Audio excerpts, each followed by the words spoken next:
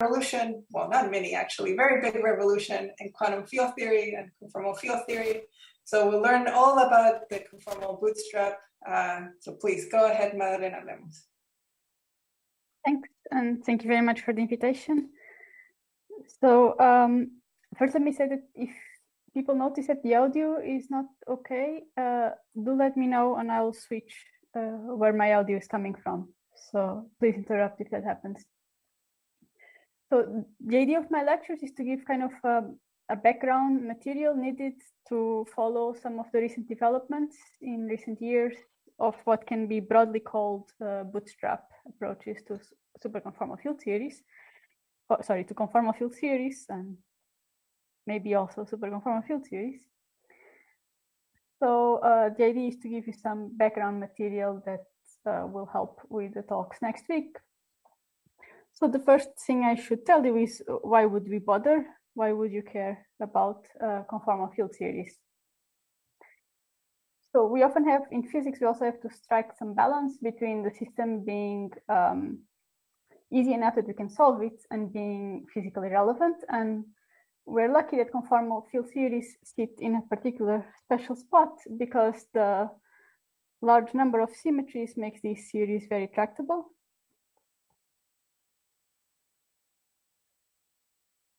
But also physically relevant while remaining physically relevant. They remain.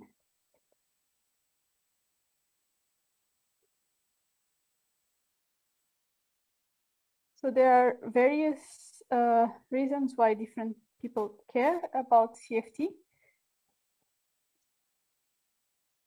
Let me just give you a little flavor of them. So you could care about conformal field theories if you want to study UV complete quantum field theories.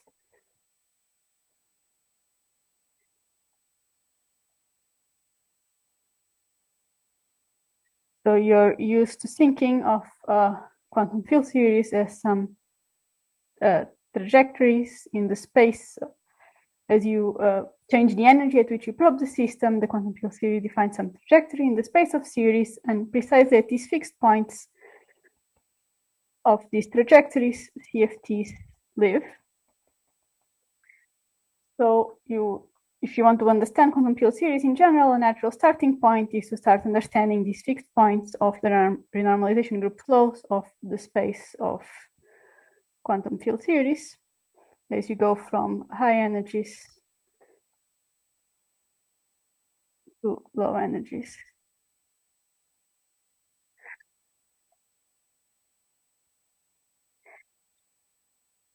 And another reason you could care about conformal field theories if you're coming from a different perspective is to study critical phenomena.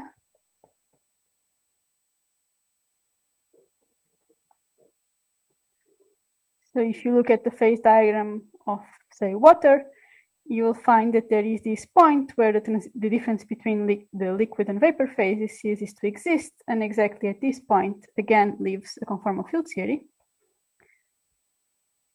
And what's more, there's this phenomena of universality that you find that often it's exactly the same conformal field theory that describes these two different systems. So in this sense, CFTs are ubiquitous and their understanding can help understand different systems. So different people in different areas will care about CFTs for different reasons. And one example of something like this is the 3D easing model that you might know it from its lattice description, but it's also believed to be in the same universality class exactly of this phase diagram I drew here, and it can also be obtained in an RG flow starting with 3D 5 to the 4. So this is just an idea of why we would care about 3D CFTs, and the 3D easing model has been kind of the poster child of the Bootstrap program. So let me tell you what type of things people have gotten, and then I'll explain how these results were obtained. So you might have seen this plot in recent years that is studying in 3 dimensions and trying to conformal field theory in 3 dimensions and trying to zoom in to the Ising model. And this is by something that goes broadly under the name of the numerical bootstrap program. And the plot I'm showing here, I took from this paper, but this of course builds on many, many other papers by different authors. So what am I showing you here? So I'm considering a 3-dimensional CFT with a Z2 symmetry. And I'm asking what can be the scaling dimension of the 2 lowest scalar operators in the series. And I'm calling one epsilon, or not me, but everyone, and one sigma. And these are the lowest dimensional scalars, and they have different parities under Z2. So sigma is Z2 odd, and epsilon is Z2 even. And then there's this whole machinery of the bootstrap that I will be giving a flavor of how it goes. But it basically tells you that in all of this white region here, no CFT can live. And notice that what I'm showing here is the dimension of epsilon versus the dimension of sigma. And the only place where CFTs can live in this range of dimensions that I'm showing you is inside this very tiny island. And this is where the 3D Ising model lives. And as you can see, for comparison, this big square here is the same dimensions estimated by Monte Carlo. So the bootstrap is giving the most precise determination to date of the critical exponents of the dimension of these 2 leading scalar operators that we have. And this is only, so this plot is obtained. So what are the assumptions? Apart from the symmetry I already told you, it's a CFT in 3 dimensions as a Z2 symmetry. It is assumed that there is only one Z2 even relevant scalar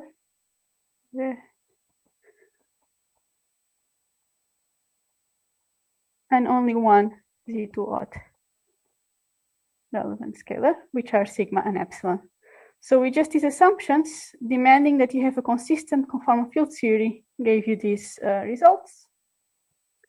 And I will very briefly tell you how this is obtained, but what I want to focus on these lectures are somewhat more recent developments. If you want to know more about the bootstrap, I'm a numerical bootstrap. I'm happy to answer questions in the Slack or in discussion sessions, but my main focus now will be something that came after this. So after you have these nice results and you know that the bootstrap, so you know that the 3D Ising model lives here, you can go and ask, what else can you tell me about the theory? Can I start solving the whole spectrum of the theory? Do I know what the theory looks like?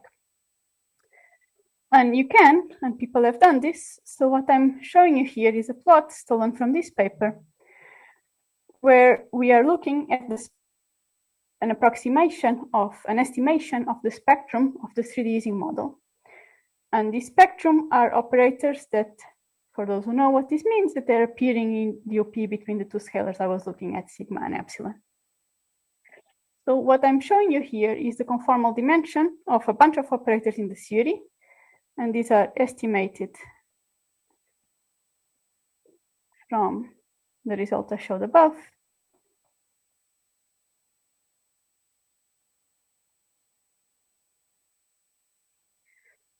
And I'm showing the dimension, I'm plotting these operators, showing you the dimension minus their spin, and this is, sorry, is there a question? No. So this combination dimension, this is the spin of the operators, and this is called the twist. So I'm plotting the twist of the operators as a function of their spin. And these little circles basically are telling you where operators live. And the tinier the dots, the less sure we are about these operators. And the bigger the dots, the more sure we are that these operators are there. So the smaller the errors we have in their dimensions. And now if you look at these plots, you see that there's some structure here, right? The operators are not just randomly scattered on this plane, they tend to align on these horizontal dashed lines. So here there is some structure. They're kind of aligning into trajectories. See? Okay, so there is some structure, and this is what I want to explain where this structure comes from. So operators align.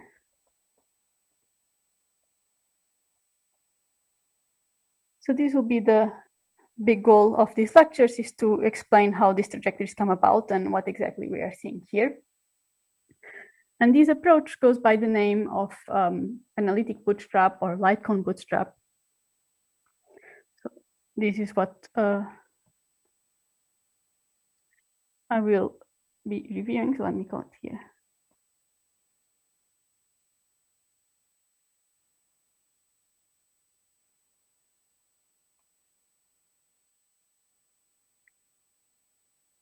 Okay, and finally, I need to mention one more reason why you would care about conformal field series, which is quantum gravity.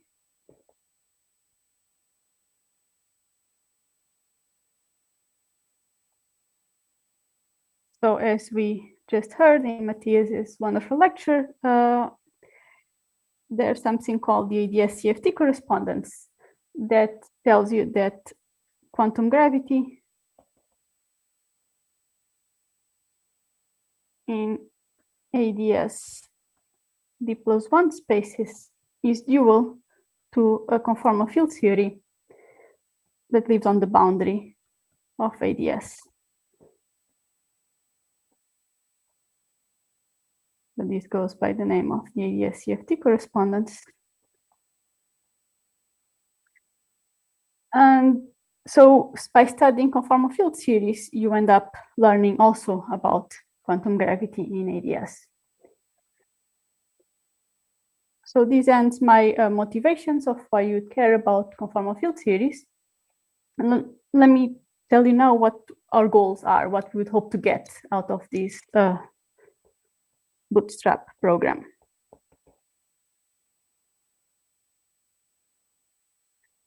So the two ambitious goals would be to first try to get a catalog of all CFTs. So try to understand the space of conformal field series. And then there might be particular series you care about and you would like to solve. Also to solve specific series.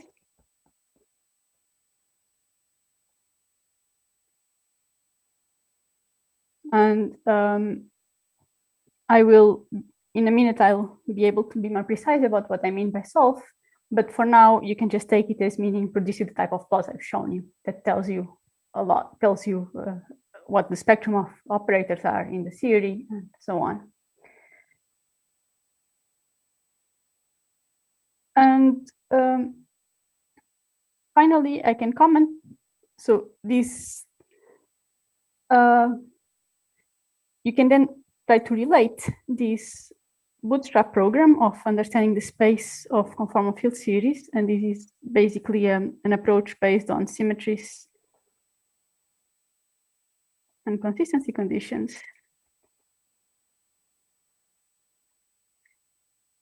Through the ADS CFT correspondence, you can try to relate this program to the swampland program that tries to attack the idea of what are the consistent series of quantum gravity, in particular in ADS in this case. And there will be talks at strings on that, so I will be discussing the Bootstrap, the CFT side of things. So this ends the motivation, and let me briefly tell you what's the plan of the lectures. So I will start today with some CFT basics, so trying to formulate our problem. and then move on in the next lecture to explaining this analytic bootstrap program, and conclude in the last lecture with some more advanced directions of recent progress. So I will not be giving a thorough definition of conformal field series. I refer you to more detailed lectures that I copied some references here, and there are many more that I didn't have space to copy.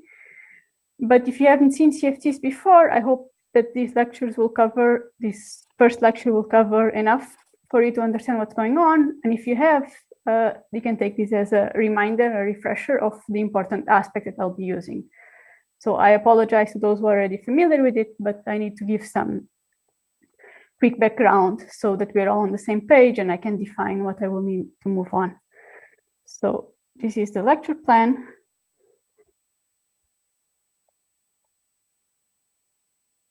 So today will be entirely dedicated to CFT basics, so we can set up our problem. And then I will tell you how we attack our problem with the analytical or light cone bootstrap. And this connects to the recent developments with the inversion formula that I will tell you what it is tomorrow. Okay. So then let me start with the review of CFTs. So what we want to study? I want to study unitary conformal field series in d greater than 2. So I'll be strictly in more than 2 dimensions. And as I started by saying, these are quantum field series that live on this fixed point. So these are quantum field series that are scale invariant.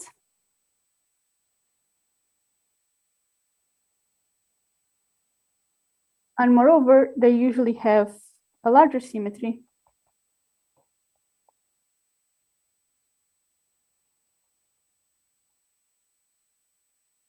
which is the conformal symmetry. So what is conformal symmetry? It's symmetry under translations,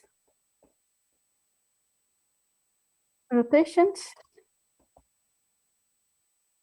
so d rotations, and this makes up the Poincaré group, and then also dilatations. I told you they are scale invariant, but also special conformal transformations.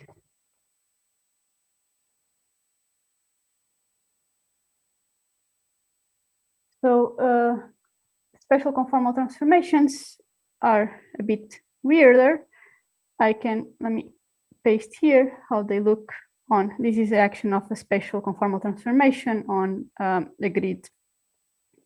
So this was the grid in red, was the grid before the special conformal transformation, and in the end, it looks like this. So now it's on top of everything. So you can think of them as composing an inversion, where an inversion means you send x mu to x mu over x squared with a translation, and then another inversion. Inversions need not be a symmetry of your conformal field theory, but special conformal transformation are. And okay, this was direction. And what you can see already in this picture is that the property of all of these transformations combined is that they preserve angles. So you see that these angles are always right angles. So these are essentially angle preserving transformations.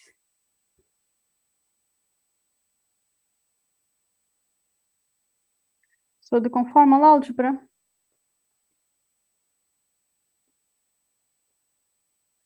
is SO d plus 1, comma 1, I will be in Euclidean for today. In Lorentzian, this would be SO d comma 2.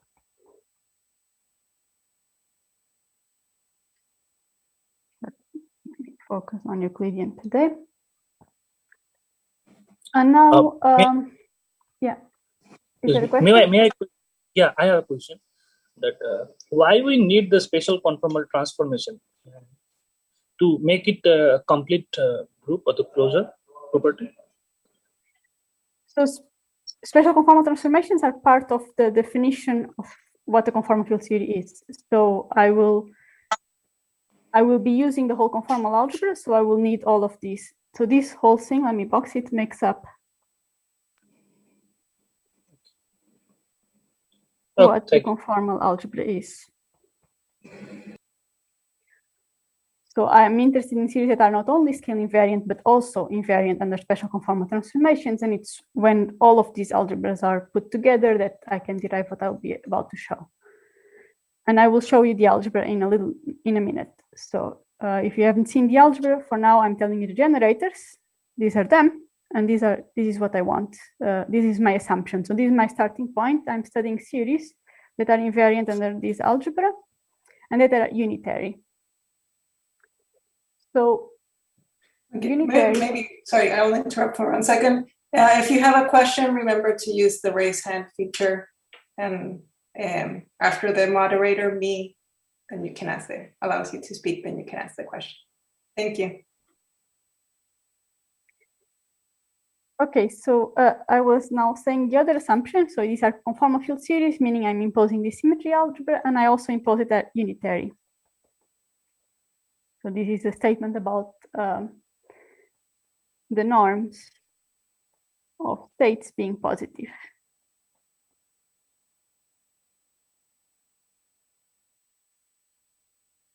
So I want a nice unitary CFT in Lorentzian signature.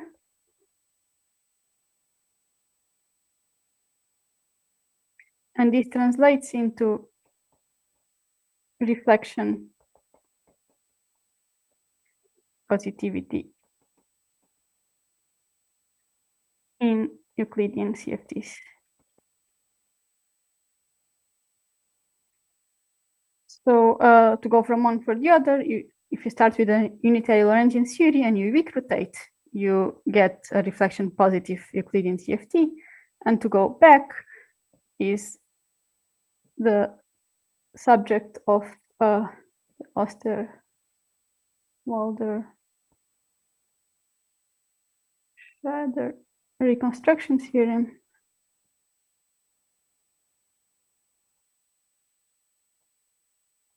That tells you when starting from a full reflection positive Euclidean CFT, when you can recrotate and get a sensible unitary Lorentzian CFT. This original theorem had some technical assumptions, and lifting these assumptions has been the subject of the recent work. So I can give a reference here, where this is discussed in detail if you're interested in.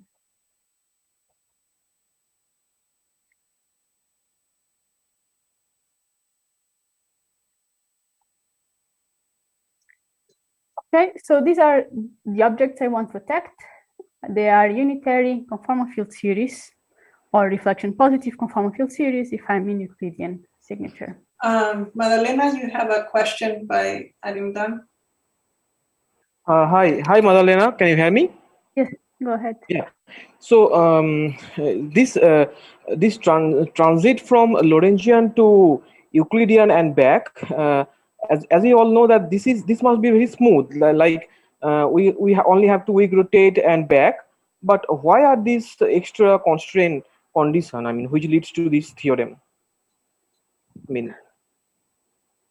Oh, okay. This is something that is, so it's not completely obvious that you can, so the precise mathematics of starting from a reflection positive Euclidean CFT that obeys the axiom that I'm about to show in Euclidean signature and rotating back and showing that you get a Lorentzian CFT that is unitary is not a simple statement. So I won't have time to go. It will be a completely different lecture. But I encourage you to look at this paper if you want to see. Okay, I will take a look. But the thing is that I just want to be sure that so this is only true for this kind of unitary CFTs, right? I mean, like not every CFT, or I mean, so in allows for this kind of theorem. Yeah. Yeah, I'm focusing only on unitary CFTs. So this is the sub. I will be imposing unitarity heavily throughout. So the only focus of this lecture is unitary CFTs. Thank you. You might care about non-unitary ones, but I won't have anything to say about them. I will point out exactly where unitarity comes in the following. Okay. Thank you, and sorry for the interruption. Yeah. No, please ask.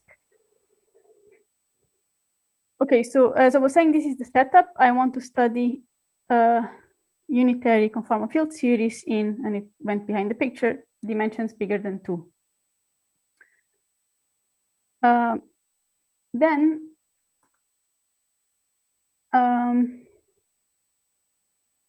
let me tell you what is the spirit, what's the idea of how would I go about solving this? I underestimated the number of pages I needed. Sorry. So what is the spirit?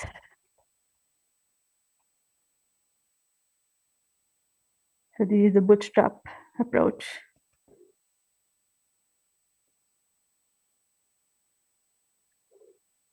So traditionally, I would say, okay, I want to study a particular model.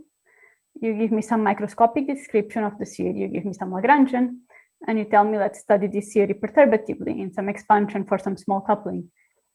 But then what happens in practice is that you often find yourself wanting to study the theory at strong coupling. So your perturbative expansion breaks down and there's nothing you can do. Or sometimes you even find theories that just have no Lagrangian description. And so what do you do, and how would you go about trying to solve those theories without having to rely on the existence of a useful Lagrangian that is perturbative in the regime you want it to be? So this is the Bootstrap approach. It's an old dream, an old idea. And the idea is that let's take an abstract approach.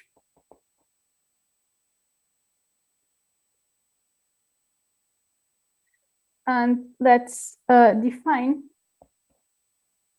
a CFT by their symmetries.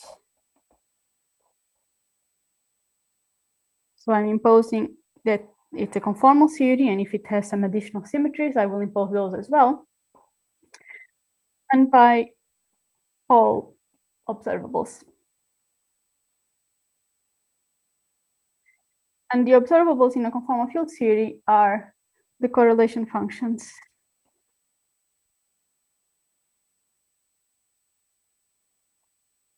of operators. And let me here add the word local operators. Although we are aware that there exist no local operators, I will restrict to local operators as they form closed sets. So for simplicity, let me adopt this definition for now. And so I define the CFT by telling you what's a collection of local operators.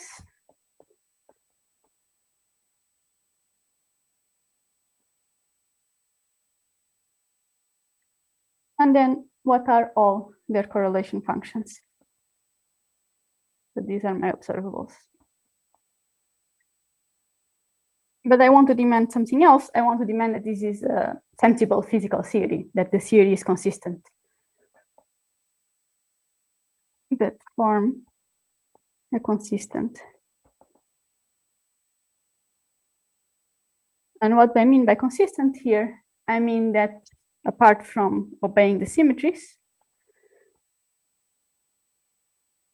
they are unitary. And there were more consistencies that we will see. So plus more consistency conditions that I will derive in this lecture.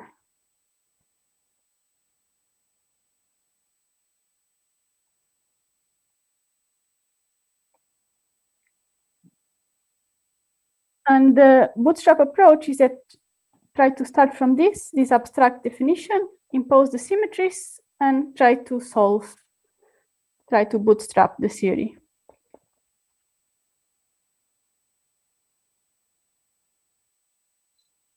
So maybe you need to specify some minimal assumptions.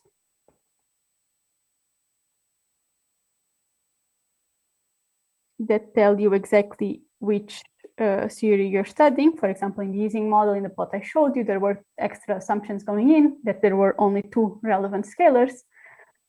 But apart from imposing that I had a conformal field theory that is unitary, to obeys all the symmetries it had the Z2 symmetry in the case of the Ising model, and it is consistent. Out of this machinery, out of this bootstrap idea, comes the plot I showed you. So this is the dream of the bootstrap, and it's a very old idea that was recently revived in very different incarnations. So to take on this kind of abstract approach, the first thing I need to tell you is what exactly are my observables. So what should I write here? How do I organize my operators? I should organize them in representations of the symmetry. So then what labels should I add here? Organize operators. What are these labels?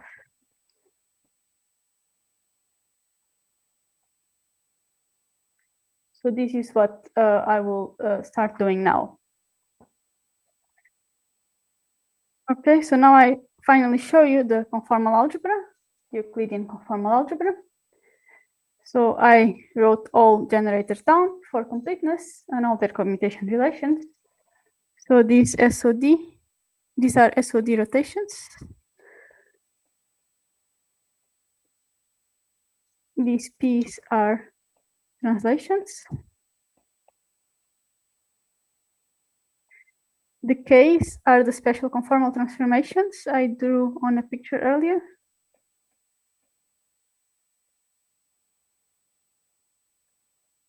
And finally, these are dilatations or scale transformations. Okay, so this makes up the indices here run from 1 to D, and this makes up the SO D plus 1, 1, which is the Euclidean conformal algebra. So let me just try. So the dilatations are exactly what you think. They send x mu to lambda x mu. And special conformal transformations, you can think of, as I said, an inversion, a translation, and an inversion. And now what we notice here is that in this block, P and K act as raising and lowering operators. That's not a minus, I was underlining. As raising and lowering operators for dilatations.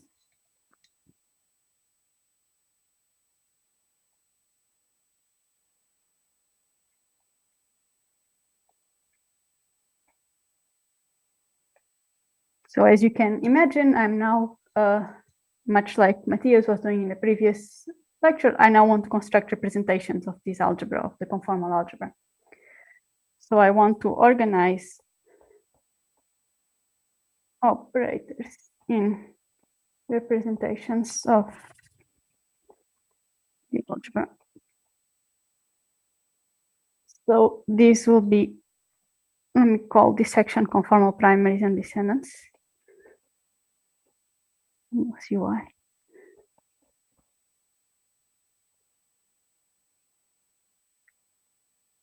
So since the series is scale invariant, it seems natural that I want to diagonalize the action of the dilatation operator. So let me start by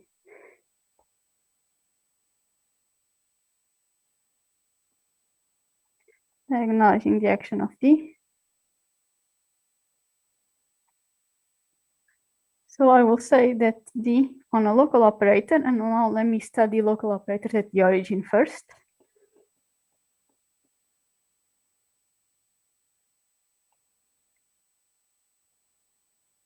And now they have a definite scaling weight.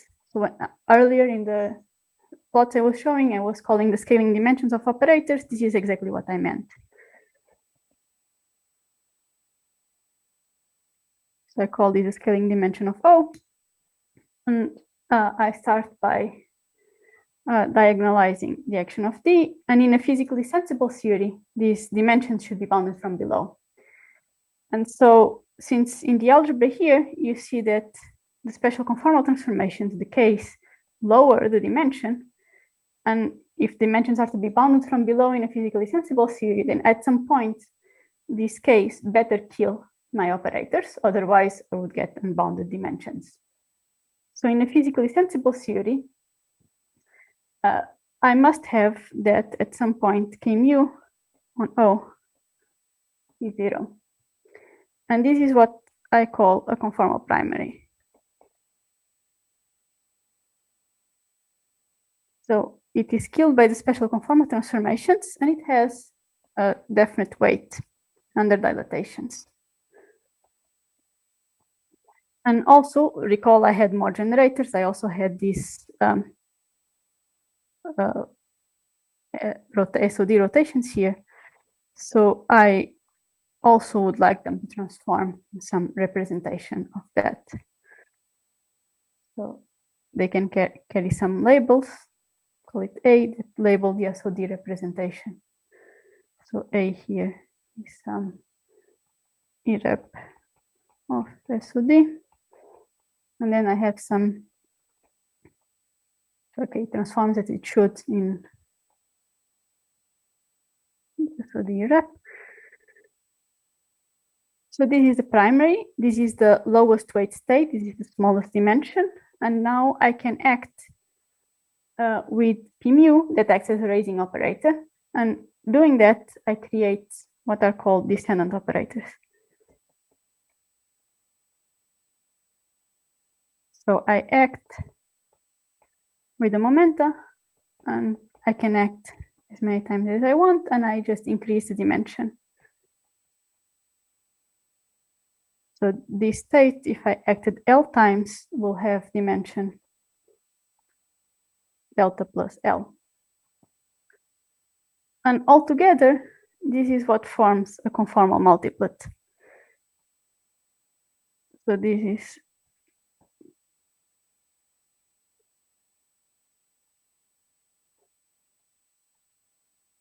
so what I've done here is construct a representation of the conformal algebra. I have, it should remind you a lot of how you build representations in SU2, for example. So I have a conformal primary, which is a lowest weight state. It has the lowest dimension. That has dimension delta, and this is the lowest weight. Conformal primary. And then I act with momenta as many times as I want.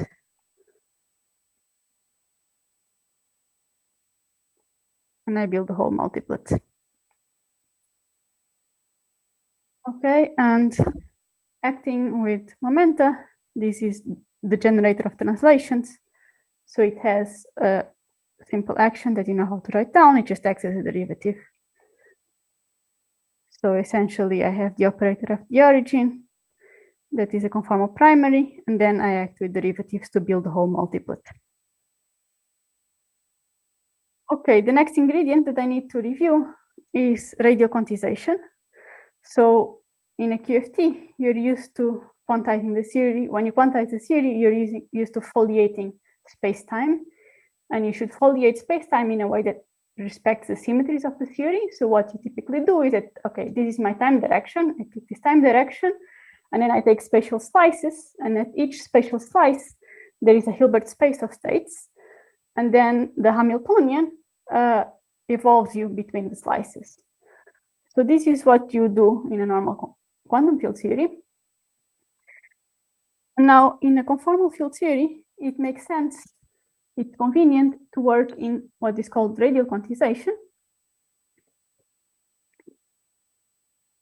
So I will choose to quantize my theory by foliating space-time in spheres. So this is the origin, and now I want to foliate my space-time as spheres. And these are SD-1 around the origin. These were not very nice spheres, but you get the picture. So on each of these spheres, I can attach a Hilbert space of states. And the role of the Hamiltonian is now played by dilatations. The dilatation operator is the one that moves you, that makes the spheres bigger. Okay, so dilatation operator moves you between spheres.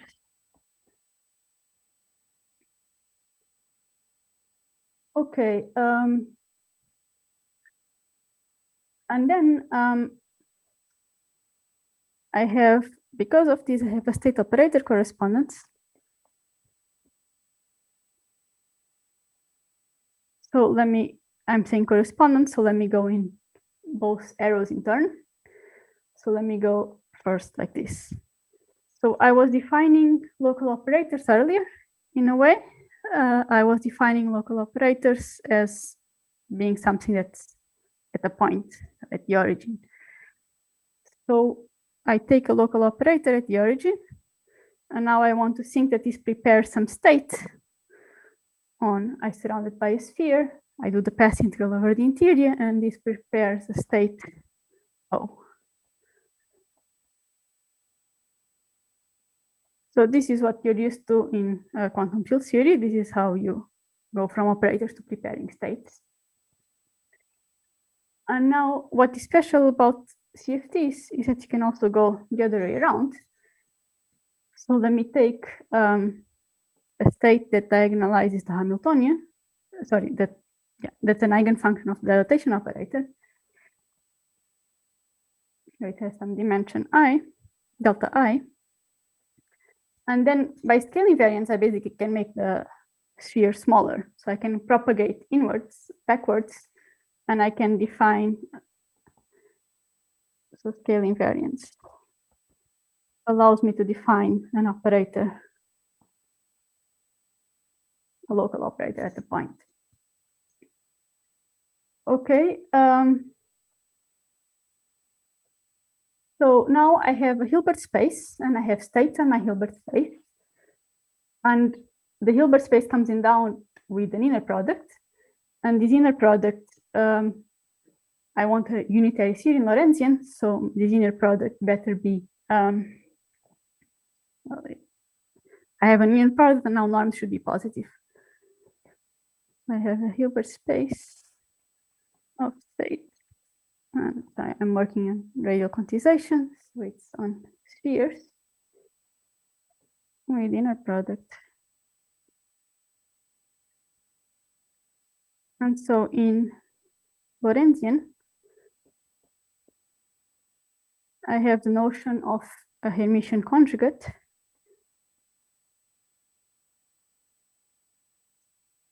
And unitarity requires, as I was saying earlier, positive norms.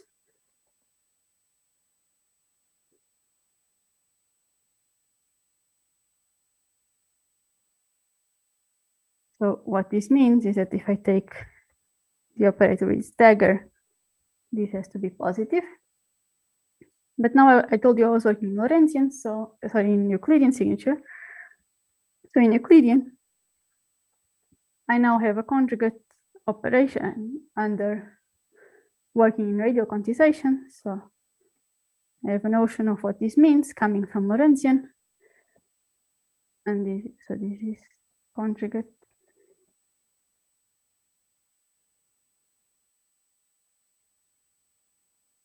And it has this action.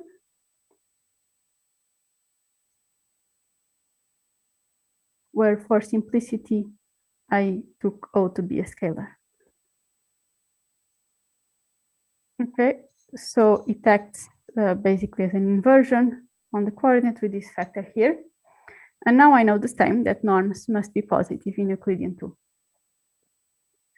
And from this, you can work out the hermiticity properties of your generators. So you will find that this is it. So P mu is conjugate to K mu, and D goes back to itself. And now I was telling you I was building these representations, but one thing I should be sure of is that the representations are actually positive. So the norms are all positive, they're unitary. So I want norms to be positive.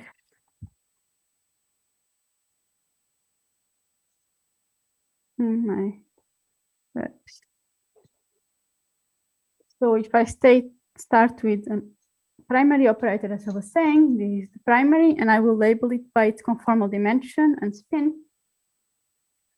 And for simplicity, I'm thinking about symmetric traceless representation, so I'm labeling the spin by L. Then I know it should have positive norms, so this thing should be positive. But now I should check that all its descendants also have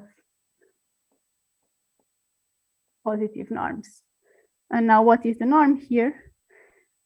Well, this is my state, P mu on O, and now the conjugate, if I follow these rules, I should put here a K.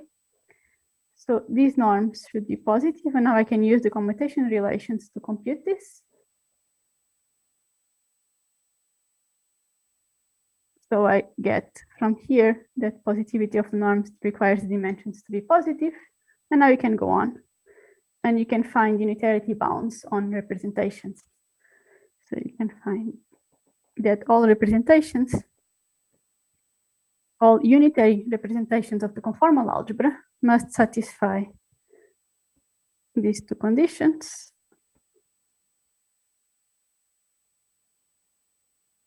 So this is for spin 0 for a scalar, and this is for L bigger than 0, where I assumed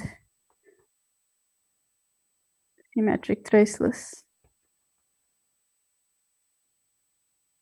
representation. There are more general bounds if you don't have symmetric traces, but it will suffice for the purposes of this lecture. Madalena, you have a hand raised. Gabriel?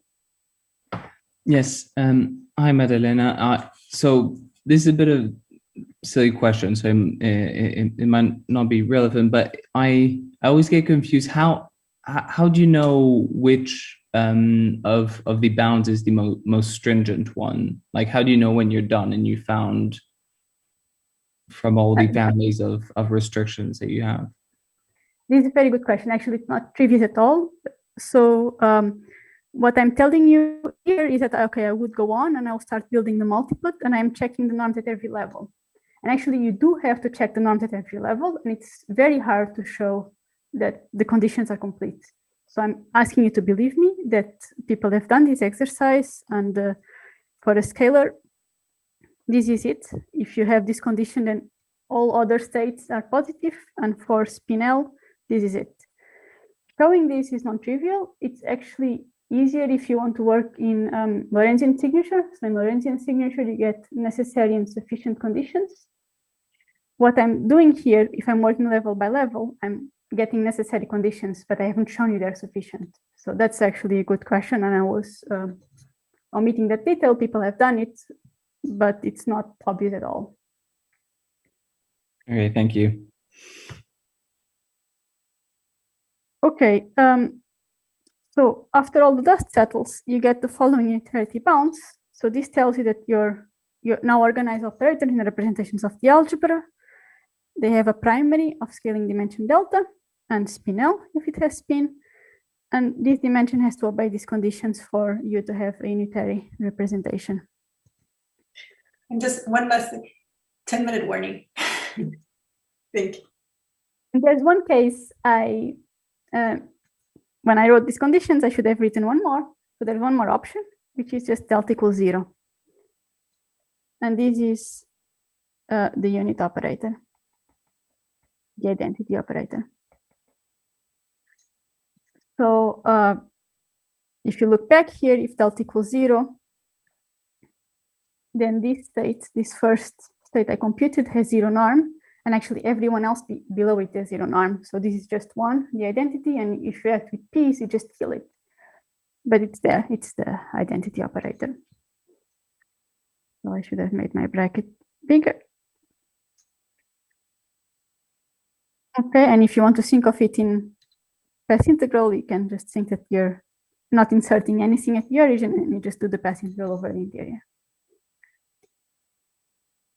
Okay, I will go into more details on unitarity bound in the discussion session if people want to.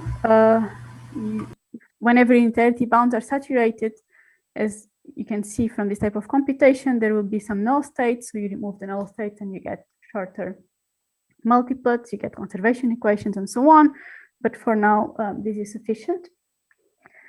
And so what I've built for you are primaries and descendants. And there's a theorem you can show with a reasonable assumption. You just have to assume that you have a finite partition function, that all operators in a CFT are either primaries or descendants. Local operator.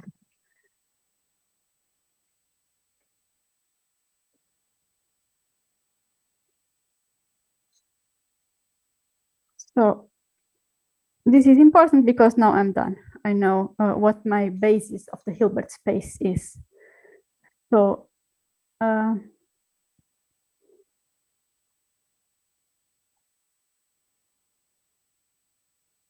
they are dense in my Hilbert space, so I have a basis.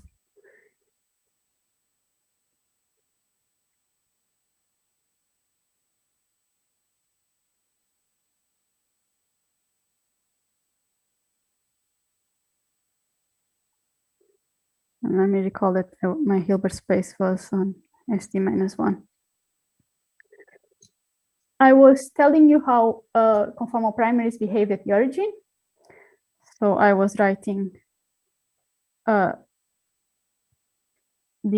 O, for example, this weight. And now I can work out, I know how to translate operators. I just have to use a translation generator and I'll exponentiate it.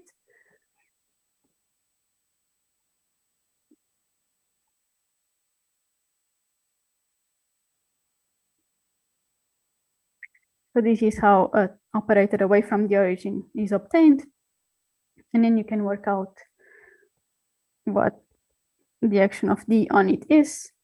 And it's something that I leave as an exercise. It's not just this. Okay, so you can go from both to this. And similarly, all other properties are modified. So all the conditions I wrote for a primary, you need to adapt them if you translate them away from the origin. So these are my local operators. This is the basis of my Hilbert space. And now I want to compute my observables, which are correlation functions.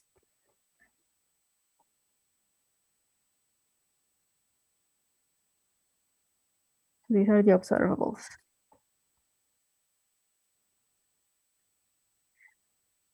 And since I've told you that descendants are obtained by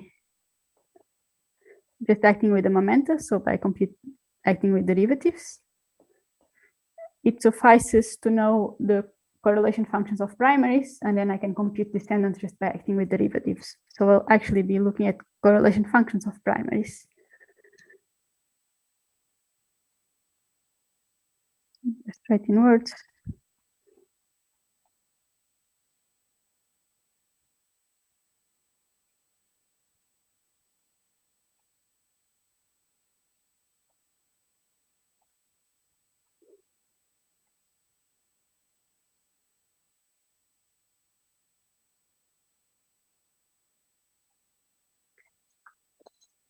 So now let me consider conformal primaries and now see what properties conformal invariance implies, what constraints conformal invariance implies on these correlation functions.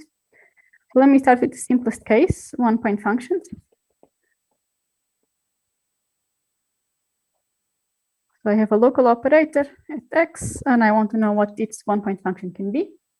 Now, you quickly convince yourself that all the symmetries demand that this thing actually has to vanish.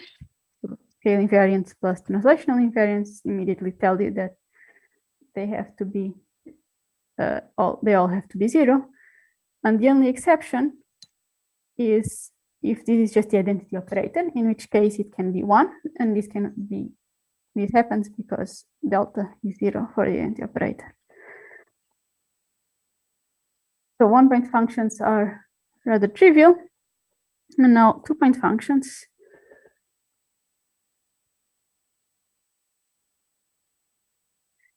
And let me consider O a scalar for simplicity. Now you can impose all the symmetries. So let me take two operators, O1 and O2, two different scalars. And again, translational invariance will fix that can only depend on the difference between the two coordinates. So here x12 is x1 minus x2. And this is the distance, and then scale invariance will fix you to have this. And special conformal transformations will also demand that the dimensions actually have to be equal. So again, I can go slower in this in the discussion session, but for now, just believe me that two-point functions vanish unless the two operators have the same scaling weight, in which case this is what the two-point function looks like. And I can add spin. So this was for scalars. And if I add spin, you find a similar conclusion that the two-point function is different from 0 if and only if O1 and O2 have the same dimension and spin. Okay, then let me go to three-point functions. Let me just write down the answer for scalars again, so you have something concrete to look at. Again, symmetries basically fix the whole three-point function up to a single number.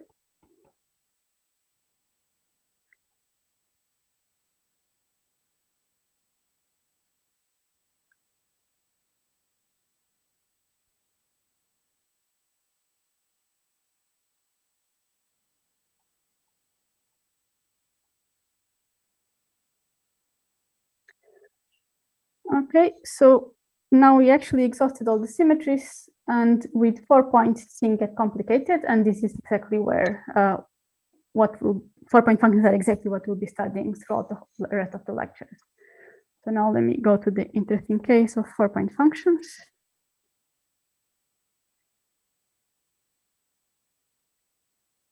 And now there are non-trivial conformally invariant combinations of the coordinates of the xi's that are called cross ratios. So there are non-trivial conformally invariant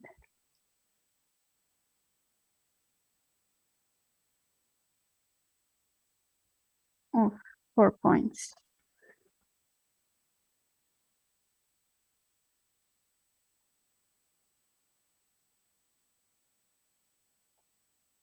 I will write them down.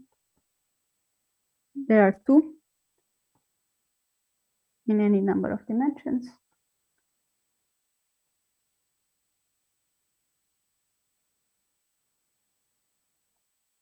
And these will appear a lot. There are 2 independent cross ratios. Of course, these are conformally invariants. Any combination will also be. And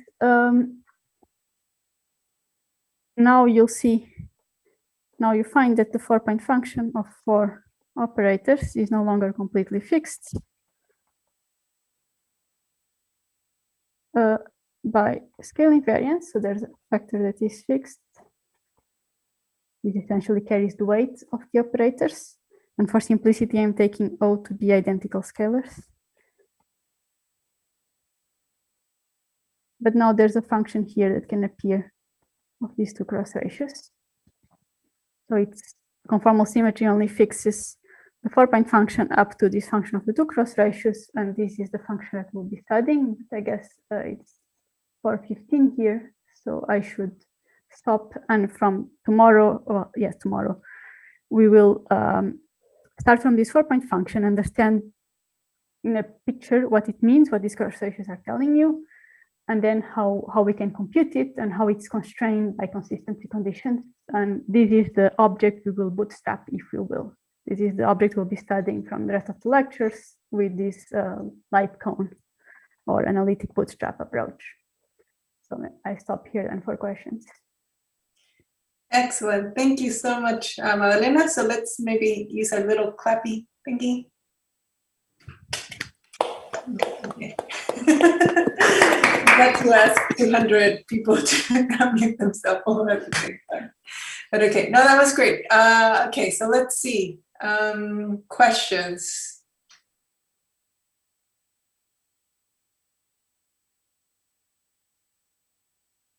I see Joao. No, that was a clap that become. Don't be shy. Oh, Hank Shen, please ask your question. Yeah, hello. Thank you for the very interesting talk. Maybe I have a rather naive question, or maybe you'll get into this later, but the CFT you're working with, or rather I should say the entire program of bootstrapping, it does not depend on your CFT being, first of all, unitary and also rational. Unitary, yes. Rational, no. So rational only, it's a notion that exists in 2 dimensions. And as I was telling you, I'm starting, so rational means essentially there's a finite number of, it's not conformal because there's an enhanced symmetry, but there's a finite number of enhanced primaries. I'm in higher than 2 dimensions. So this enhanced symmetry doesn't exist. I will have infinitely many conformal primaries. Actually, we will see tomorrow that I really need to have infinitely many conformal primaries, so definitely not rational. Unitarity I imposed, and you see that I imposed it already here. The minute I'm starting to demand that operators have dimensions that obey these conditions, I'm imposing unitarity. Yeah. I will also impose that all norms are positive, so I will, I will get other conditions. For example, we'll see that these numbers have to be real because if the operators are real and so on. So unitarity I'll be relying on heavily. Yeah, it's just that in celestial holography, the boundary CFT actually doesn't need to be unitary, it turned out. So yeah, all I'm saying, I will be, I can point out to you exactly where unitarity appears, but I will be kind of relying on it. Now, there are different ways you can try to break unitarity, but this is definitely necessary. For sure, the representations are unitary, highest weight representations. These are the only ones that I'm considering. Okay, thank you. Great. So next person on the list, Akil. Hi. So once we fix these bounds using or fixed dimensions, etc., on by studying the periods for using radial quantization and its norm and so on, is it clear that you can study then you can consistently put these operators on some surfaces like with arbitrary shapes, even in higher dimensions? I mean, I don't mean 2D cases. Yeah. Okay. So I'm studying again correlation functions in flat space. I guess you're referring to the fact that in 2 dimensions, I should impose also modular invariance of.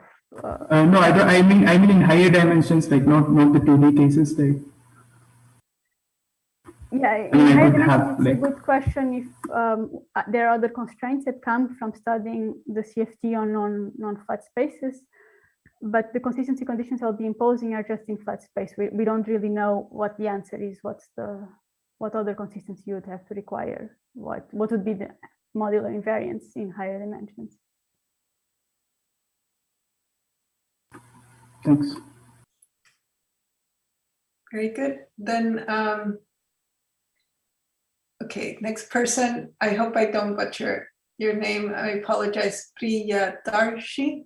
Yeah, I am. So hi. So my question is like in the state operator correspondence, can you explain the arrow from the state from operator that I could not catch the thing like.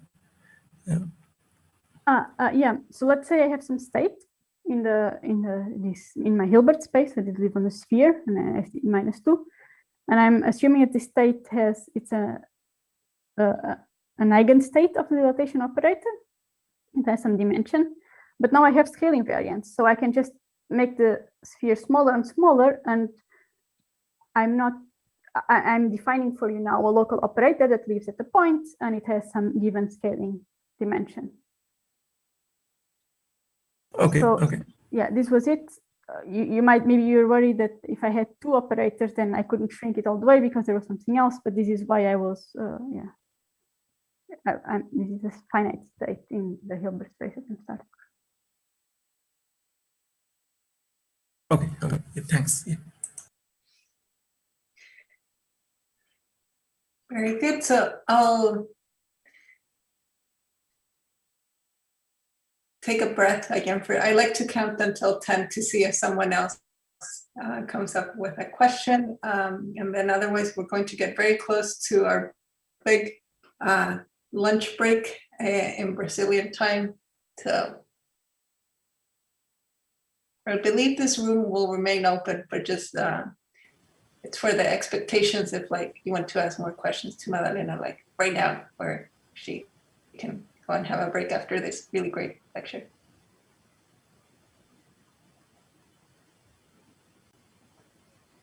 Okay, I counted until 10. So I think we're done for today. Thank you so much, Madalena. That was really, really nice. I believe you have a discussion session today. Am I correct? Yeah. Yes. Yeah, so I can go in more detail as people wish on basically the CFT basics in the discussion session. And those will be much more informal. I won't be there like being annoying and moderating you. So those should be very casual, ask all the questions you want, and it should be very interactive. So please join them. And yeah, so I think we're kind of done for now. So we expect the room to be open, and we should see you all again in less than 2 hours from now, whatever your current time is. It will be at 2 p.m. in Brazilian time. Right. Time for a nap. Great.